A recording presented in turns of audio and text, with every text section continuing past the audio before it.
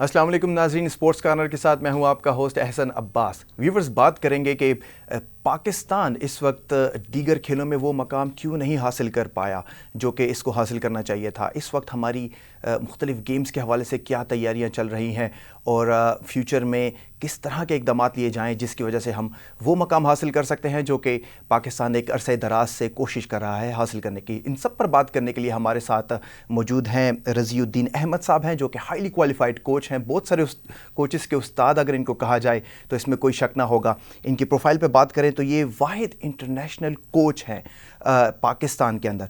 उसके अलावा ये हाईली क्वालिफाइड है IBF, Peru, UKCC level 2 badminton के। इसके अलावा इनकी अगर कॉन्फ्रेंसेस की बात की जाए तो काफ़ी ज़्यादा कॉन्फ्रेंसेस का भी तजर्बा रखते हैं, मुख्तलिफ़ खेलों पर दस्तरस रखते हैं। रज़ीउद्दीन अहमद साहब, बहुत बहुत शुक्रिया आपका, आपने वक्त दिया। थैंक यू वेरी मच, बहुत शुक्रिया। अस्सलाम वालेकुम। वजूहात क्या है, हम वो मकाम खेलों में क्यों नहीं हासिल कर पाए, जबकि इसके साथ साथ देखा जाए कि एशियन गेम्स के बारे में भी हम बात करें तो बिल्कुल सर पे हैं, पाकिस्तान होस्ट करने वाला है, और क्या तैयारियां आपको नज़र आती हैं? असल में मसला ये है कि जो मैंने पाया, मैं चूँकि मेरा बैकग्राउंड है वो बेसिक इंग्लैंड से, मैं एग्रीकल्चरल बैंक में असिस्टेंट डायरेक्टर स्पोर्ट्स था। ठीक है। और मैं यहाँ से 96 में पाकिस्तान से क्विट करके UK चला गया था। फिर मैं ऑस्ट्रेलिया, डेनमार्क वगैरह अपने आप को ट्रांसफॉर्म किया कोचिंग के अंदर। तो वहाँ पे जब मैंने एक सिस्टम देखा कि एक प्लानिंग की जाती है किसी मैच के, किसी मुकाबले में आने के लिए, किसी सिस्टम को जीतने के लिए, हमारे पास वो प्लानिंग नहीं है। हम उस प्लानिंग के बगैर मुकाबला कर रहे हैं। तो स्पोर्ट्स बोर्ड है या पाकिस्तान की फेडरेशंस हैं, इनके पास कोई प्रोग्राम नहीं है। एट द 11th आवर ये शिरकत करने के लिए चले जाते हैं। तो how you can get best results in the few times. यही वजूहत हैं इनकी। ठीक है। अगर एशियन गेम्स जो कि बिल्कुल सर पे हैं, आपको क्या लगता है पाकिस्तान क्या कोई मार्क पैदा कर सकता है इसमें? बहुत मुश्किल नज़र आ रहा है, इसलिए कि एशियंस गेम जो है ना, उसका रिकॉर्ड बड़ा अजीब है। 1954 से एशियंस गेम शुरू हुई हैं। 2018 हमारी लास्ट पार्टिसिपेशन है। इस वक्त तक एशियंस गेम में हमने सिर्फ टोटल इतने पीरियड में 204 मेडल लिए हैं। सही। ठीक है। और इसमें भी ज़्यादातर मेडल हमारे इनफरादी हैं, पर्सनल एफर्ट्स हो गई, पर्सनल गेम्स हो गई। ठीक या है। हमने रेसलिंग में लिया है, या एथलेटिक्स में लिया है, बॉक्सिंग में हमने मेडल ज़्यादा लिए हैं, या स्क्वाश में हमने लिया है। फील्ड हॉकी में सिर्फ एक गेम है हमारे पास। सही है। हॉकी चल रही है। फील्ड गेम्स हमारी कोलैप्स। ठीक है। आखिरी जो एशियंस गेम है 2018 के, उसके अंदर हमारे पास सिर्फ 4 मेडल हैं। 4 मेडल्स के अंदर आप बताएं मुझे, एक आ जाता है आपका कबड्डी ने ब्रॉन्ज़ मेडल लिया, एक लड़की है कराटे की नरगिस, उसने ब्रॉन्ज़ मेडल लिया, अरशद नदीम ने ब्रॉन्ज़ मेडल लिया, और उसके बाद स्क्वाश में ब्रॉन्ज़ मेडल लिया। तो क्या ब्रॉन्ज़ मेडल हमारा मुकद्दर है? हॉकी हमने ख़त्म कर दी। और बाज़ औक़ात ब्रॉन्ज़ मेडल जो है ना, वो कोई मेडल नहीं होता, वो चारों सेमीफाइनलिस्ट को में होते हैं ना, तो आखिरी 2 को वैसे ही मिल जाता है वो। ठीक है। तो इसलिए मैं नहीं समझता कि हम लोग उस लेवल पे किसी कोई माइंडसेट बनाकर परफॉर्मेंस दे रहे हैं। अभी तक एशियंस गेम के कैंप नहीं लगे। एशियंस गेम सितंबर 23 से शुरू होने वाली हैं चाइना में। तो ना कोई प्रिपरेशन है, ना कोई सिस्टम, प्लेयर्स भी तैयार नहीं किए गए किसको कैंप में डालना है। एट द 11th आवर आप प्लेयर डाल दोगे कि यार ये वाला प्लेयर चला जाए, ये वाला प्लेयर चला जाए, तो क्या वो 1 महीने के कैंप में एशियंस गेम जहाँ पे 45 ममालिक शिरकत कर रहे हैं और हर एक बंदा ग्लोबल लेवल पे पूरी तैयारी के साथ आया है, हाउ कैन यू कम्पीट? हम अभी एशियन गेम्स से पहले ओलंपिक्स और बाकी तो हम बात ही नहीं कर सकते। नहीं कर सकते हम लोग। अरशद नदीम किससे काफ़ी ज़्यादा उम्मीदें हैं, लेकिन इंजरीज का शिकार हैं, सुना है वो। देखो मसला ये, अरशद नदीम हमारे पास एक वाहिद एथलीट है जिसके ऊपर पूरी कौम रिलाई कर रही है। एशियंस गेम में नीरज आ रहा है और वो फुल प्रिपरेशन के साथ आ रहा है। उसके 4 वर्ल्ड कोचेज़ जो ऑलरेडी जेवलिन के वर्ल्ड चैम्पियन रह चुके हैं, वो उसके कोचेज़ हैं। ठीक है। इसके पास उसका ट्रेनिंग पीरियड के ऊपर 2 करोड़ रुपए तो ट्रेनिंग पे खर्च होता है। यहाँ 2 करोड़ पूरी फेडरेशन का बजट है। अरशद नदीम बेचारे को दिया क्या? ये तो बेचारा, इसकी हिम्मत है कि ये उनमें कम्पीट कर रहा है। इसको ये बहुत आगे जा सकता था। इसी के बरक्स बाकी गेम्स में भी ये हाल है। वेट लिफ्टिंग का ही देख लें, रेसलिंग का देख लें। वेट लिफ्टिंग या रेसलिंग पर अगर आप जाते हैं तो हैरान कुन बात यह है कि पूरे पाकिस्तान के अंदर रेसलर और weight lifter Pakistan sports board या अपनी फेडरेशनों के किसी प्रोग्राम पर अमल नहीं करते। हुकूमत के पास या फेडरेशनों के पास एक डेवलपमेंट प्रोग्राम नहीं है। सही। तो आप कैसे, ये सब वो वाली बातें हैं जो इम्पोर्टेंट है। अच्छा रिजी साहब, इसके अलावा साथ साथ ये भी बातें सुनने में आ रही हैं कि बहुत सारे प्लेयर्स जो हैं वो भी अभी उनका जो फिटनेस लेवल है उस मयार का नहीं है, अनफिट नज़र आते हैं। पाकिस्तान के अंदर जो मैंने देखा है आज तक, मैंने पूरा पाकिस्तान विज़िट किया है, मैं कोशिश कर रहा था कि शायद यहाँ पे कोई अच्छा प्लेयर मुझे मिल जाएगा। फिज़िकली फ़िटनेस का नाम है ही नहीं। सही। इस वक्त भी जो स्क्वाड बनेगा उसमें इतने सारे प्लेयर अनफिट हैं, क्या कर सकते हैं आप। खुद मेरे बैडमिंटन गेम के अंदर, अगर मैं आपको सिर्फ मैं अपने बैडमिंटन की बताऊं, दूसरे प्लेयरों का डाटा मेरे पास है। बैडमिंटन में भी हम बात करेंगे काफ़ी। तो वो मतलब नी कैप पहन के खेल रहे हैं, 16 में से कोई 7 प्लेयर बॉयज़ के और 3 लड़कियां जो नी के ऑपरेशन करा चुकी हैं, तो वो क्या हाई परफॉर्मेंस ट्रेनिंग ले सकती हैं? Not possible. व्यूवर्स, जहाँ रिजी साहब ने जिस तरह हमें बात की बैडमिंटन की अगर हम बात करें तो अभी तक कोई दूर दूर तक कोई खिलाड़ी रैंकिंग में भी नज़र नहीं आता, जबकि उसके बिल्कुल बरक्स भारत की अगर हम बात करें तो टॉप 25 में 3 प्लेयर्स जो है मेन सिंगल में भारत के हैं। उसके अलावा टॉप 100 के अगर बात करें तो 10 भारत के प्लेयर हैं, लेकिन टॉप 150 तक कोई पाकिस्तानी प्लेयर्स दूर दूर तक नज़र नहीं आता। इसी तरह अगर हम जो वुमेन बैडमिंटन प्लेयर्स हैं उनकी भी अगर हम बात करें तो मेरा ख्याल है टॉप 400 तक कोई पाकिस्तानी दूर दूर तक नज़र नहीं आता। तो रिजवी साहब, जब ये हालात होंगे और जब रैंकिंग इंडिया ने एक प्रोग्राम बनाया था, अच्छा 78 के अंदर इंडिया का प्रकाश पडोकन जो है ना, उसने ऑल इंग्लैंड चैंपियनशिप पहली बार जीती थी। All England championship the most prestigious event है पाकिस्तान का, वर्ल्ड का। वहाँ से इंडिया ने प्रोग्राम बनाया, प्रकाश को एकेडमी बना कर दी, 40 साल तक उसको काम किया उन लोगों ने। 40 साल तक।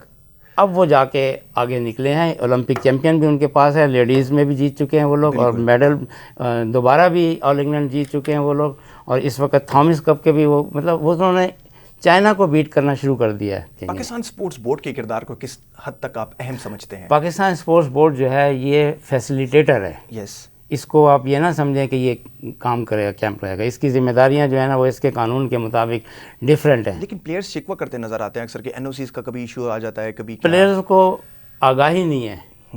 पाकिस्तान स्पोर्ट्स बोर्ड एक सुप्रीम बॉडी है, ठीक है। उस सुप्रीम बॉडी के जो हदूद हैं, जो सिस्टम है, वो डिफरेंट हैं। ठीक है। हम समझते हैं कि पाकिस्तान स्पोर्ट्स बोर्ड ये काम करे। पाकिस्तान स्पोर्ट्स बोर्ड आपके लिए कैंप लगाएगा, आपको फैसिलिटेट करेगा, खाना खिलाएगा, कोचेज़ को ट्रेन करेगा, आपको जगह फराहम करेगा। फेडरेशनों का काम है कि वो इसको ऑर्गेनाइज़ करके लेकर आएँ कि जी हमने फ़लाँ प्लेयर को लेकर ऊपर जाना है। हमारे प्लेयर को पता ही नहीं है, फेडरेशनों का प्रोग्राम ही नहीं है। हम आखिरी चैम्पियनशिप के रिज़ल्ट को कहते हैं कि यार ये लड़के अच्छे थे। अब अगर आप बैडमिंटन में देख लें तो हमारे पास एक लगी लिपटी रूटीन चली आ रही है, वही एक मुराद है, एक महूर शहजाद है। तो हमारे प्लेयर भी लेज़ी हैं, ये वर्क नहीं करते। कोई काम हम बात करेंगे, डिटेल से बात करेंगे कि आखिर वजह क्या है। एक इंटरेस्ट होता था प्लेयर्स का दिन रात, जैसे आपने भी अपनी ज़िंदगी में देखा होगा, बहुत सारे प्लेयर्स जो खेलना चाहें, जो नाम पैदा करना चाहते होंगे, सारा दिन कोर्ट में मेहनत करनी पड़ती है। और मैं आपको बताऊं, अगर मेहनत नहीं करेंगे तो अपने आप को डाउन करना मुझे तो पसंद नहीं था। ठीक है। इसी तरह खिलाड़ी अगर मेहनत पे नहीं आते हैं तो वो आगे नहीं क्लिक करेंगे। राइट डायरेक्शन पे मेहनत करें तो इंशाल्लाह कामयाबी होगी। प्लान बनाएं सेट, सिस्टम बनाएं सेट। मैच से पहले प्रिपरेशन होती है कि प्लेयर को हमने फ़लाँ मकाम के ऊपर टूर्नामेंट में 4 साल बाद 2 साल बाद पेश करना है, क्या उसकी परफॉर्मेंस क्या है। एनालिसिस क्यों नहीं किए जाते, परफॉर्मेंस एनालिसिस क्यों नहीं होती। एलीट खिलाड़ियों का पूल बना दें, उनको नेशनल गेम्स के ऊपर लाने की ज़रूरत नहीं है, उनको अपने लेवल पे लेकर आएँ। वो सिस्टम के बड़े प्लेयर जो है ना वो लोकल गेम में नहीं खेलते वर्ल्ड के अंदर। एग्री।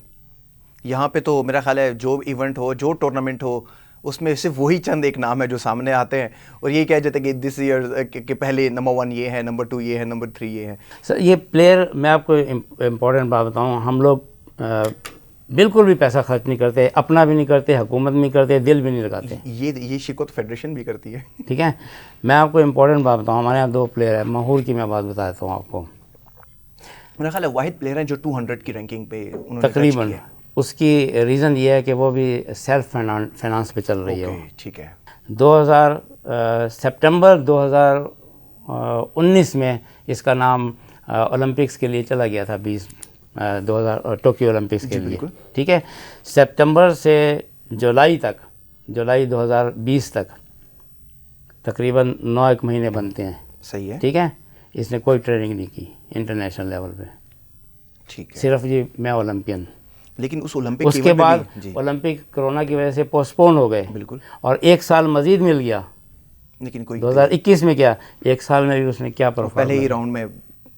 इस वक्त बैडमिंटन में अलमिया ये है कि हाफिज इरफान एक बेहतरीन प्लेयर है, ठीक है, जो 2 साल अपना इंजर्ड रहा है, नी कैप छोड़ ऑपरेशन करा चुका है वो, टेंडन का भी और एसीएल डैमेज का ऑपरेशन करा चुका है, मेजर ऑपरेशन है नी ट्विस्टिंग बैडमिंटन में। अच्छा, और 2 साल के बाद वो फाइनल में पहुंच गया पाकिस्तान के। तो इसका मतलब है अगर आप ज़ख्मी खिलाड़ी को भी खिलाड़ी नहीं जीत सकते तो बाकी क्या क्या परफॉर्मेंस होगी। तो ये खिलाड़ी जो ज़ख्मी खिलाड़ी को भी नहीं जीत रहे तो ये वर्ल्ड लेवल पे कहाँ जाएंगे, वहाँ तो बड़ी फिटनेस चाहिए भाई, बहुत फिटनेस चाहिए, कोई शक नहीं। ये हकायक हैं। नेशनल गेम्स जो चल रही हैं इस वक्त कोयटा में, उस पे कितनी गहरी नज़र रखी हुई है आपने, ना सिर्फ बैडमिंटन पे, ओवरऑल गेम्स यार पे असल में कुछ हम प्रोड्यूस कर पाएंगे या नहीं? मसला ये है कि आखिरी नेशनल गेम जो है ना वो 2004 में कोयटा में हुए थे, ठीक है, अब 2023 में हो रहे हैं, राउंड अबाउट 19 साल के बाद। 19 साल के बाद नेशनल गेम हो रहे हैं। अभी तक मुझे खुद नहीं पता कि नेशनल गेम में मैंने अभी तक उसकी प्रोजेक्शन ही नहीं देखी। ये एक फिनोमेना तो है, अगर एक क्रिकेट मैच चल रहा हो तो बाकी सारी गेम्स के पाकिस्तान के ऊपर ओवरवेल्म हो जाता है, इसमें तो कोई शक नहीं। नेशनल गेम एक बड़ा मतलब मुल्क का एक प्रेस्टिजियस इवेंट है, उसको हाईलाइट होना चाहिए, उसको सारी दुनिया को पता होना चाहिए कि हमारे मुल्क में नेशनल गेम्स हो रहे हैं।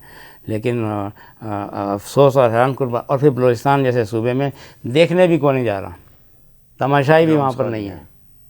तो मुझे बताएं आप के जो बुनियादी खेल हैं, हॉकी की मैं देख रहा हूँ, मुझे नहीं मालूम 16 गोलों से टीम हारी हुई है नेशनल गेम में, अभी कल परसों के नतीजे हैं, उसमें से कोई प्लेयर नेशनल में ना आ जाए। तो स्टैंडर्ड क्या है आपका?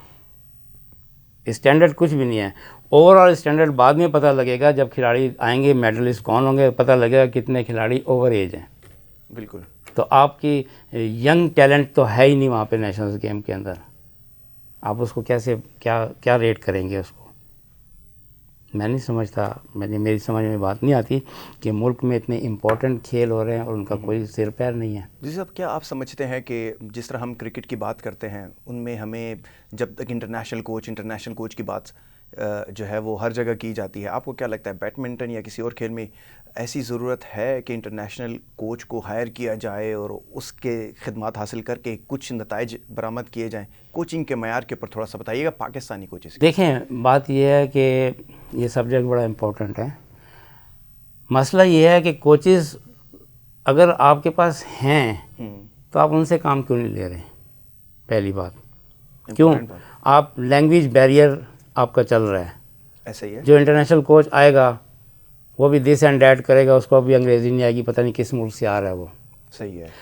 उसके साथ जिस बंदे को लगाया जाता है वो उसको भी अंग्रेज़ी नहीं आती है, सियासी भर्ती होती है। तो आप उससे क्या रिज़ल्ट लेंगे? आप अपने कोचेस को ट्रेंड करें, इंटरनेशनली ट्रेंड करें। मैंने कोर्स कराया था 2008 में पाकिस्तान के 35 नेशनल कोचेस को, ठीक है। वो लड़के उर्दू में नहीं लिख सकते थे। मुझे उन्होंने ये कहा कि जी आप ना इम्तहान में आप इम्तहान उर्दू में ले लें। मैंने कहा यार मैंने अंग्रेज़ी में पढ़ाया है, मैं उर्दू में इम्तहान क्यों ले लूँ? फेडरेशन कहती है। मैंने कहा यार इट्स नॉट पॉसिबल, मैं सर्टिफिकेट इशू करने का मजाज हूँ वर्ल्ड में। मैंने कहा मैं उर्दू में नहीं लूँगा। हाँ, अगर कोई खिलाड़ी आपका या कोई कोच आपका उर्दू में जवाब दे देता है मैं उसको पास कर दूँगा, चलें इतना मैं कर सकता हूँ। ठीक है, उर्दू में भी नहीं, वो उर्दू भी नहीं लिख सकते थे कोचेस। आपको और लैंग्वेजेस इंक्लूड करनी चाहिए। मैं क्या करता उसके अंदर? तो फिर उसके बाद असेसमेंट पीरियड नहीं है उनका। ठीक है। मैंने फेडरेशन को कहा था कि भाई अगर इनको आपने कोर्स करा दिया है तो इनको एक असाइनमेंट दी जाए, फ़लाँ कोच फ़लाँ सिस्टम को फ़लाँ खिलाड़ी को ट्रेंड करे, उसकी रिपोर्ट करे। हम वर्ल्ड में ऐसे ही करते हैं, जब हम कोर्स करा देते हैं उसके बाद हम खिलाड़ी को, उस कोच को असाइनमेंट दे देते हैं 4 महीने की, 6 महीने की, 8 महीने की। उसके रिज़ल्ट के बाद उसको हम फाइनलाइज करते हैं कि यार ही इज़ कम्पिटेंट और नॉट कम्पिटेंट। ओके। मैं कहना चाहता हूँ कि यार सक्सेस जो है ना वो 2 चीज़ों से मिलती है। एक तो गो विद द विंड और एक go against the wind. Okay. ठीक है। गो विद द विंड वाले लोग जो होते हैं ना, वो टेम्परेरी सक्सेस लेते हैं। वो कहते हैं यार हम मौके से फ़ायदा उठा लें, ये टूअर लगा लें, कलर पहन लें, फलाना कर लें। गो विद द विंड तो एक किस्म के आम किस्म के लोगों के लिए है। गो अगेंस्ट द विंड जो है ना, वो हिम्मत वाले लोगों के लिए होता है। मैंने वो रास्ता चूज़ किया है। मैं पाकिस्तान के अंदर डेफिनेटली मेरी ख्वाहिश है कि मैं अंडर 18 का नेशनल चैम्पियन बना दूं। इसलिए कि जब जहांगीर खान 16 साल में वर्ल्ड चैम्पियन बन सकता है, तो क्या हम 16 साल में नेशनल चैम्पियन नहीं बना सकते? लेकिन गो अगेंस्ट द विंड में इतनी रुकावटें हैं, लेकिन मैं उनसे नहीं घबरा रहा। जो लोग गो विद द विंड के साथ जाएंगे वो टेम्परेरी काम करेंगे, मुल्क का फ़ायदा नहीं करेंगे। इज्तिमाई काम की तरफ आएँ। तमाम लोगों को मैं कहूँगा कि भाई इज्तिमाई काम की तरफ आओ और पाकिस्तान के लिए काम करो। बेशक मुश्किलात हैं आपके पास, अपना रोल अदा करो, पॉजिटिव रोल अदा करो, इंशाल्लाह कामयाबी आ जाएगी। बहुत बहुत शुक्रिया आपका sir. Thank you very much. Sports corner से अभी तक इतना ही हमने बात की डिटेल से, क्या वजूहात हैं और क्या इनका हल निकल सकता है। उम्मीद है आपको ये एपिसोड पसंद आई होगी। इंशाल्लाह अगले वीक दोबारा हाजिर होंगे किसी नए प्रोग्राम के साथ, किसी नए गेस्ट के साथ। अस्सलाम वालेकुम।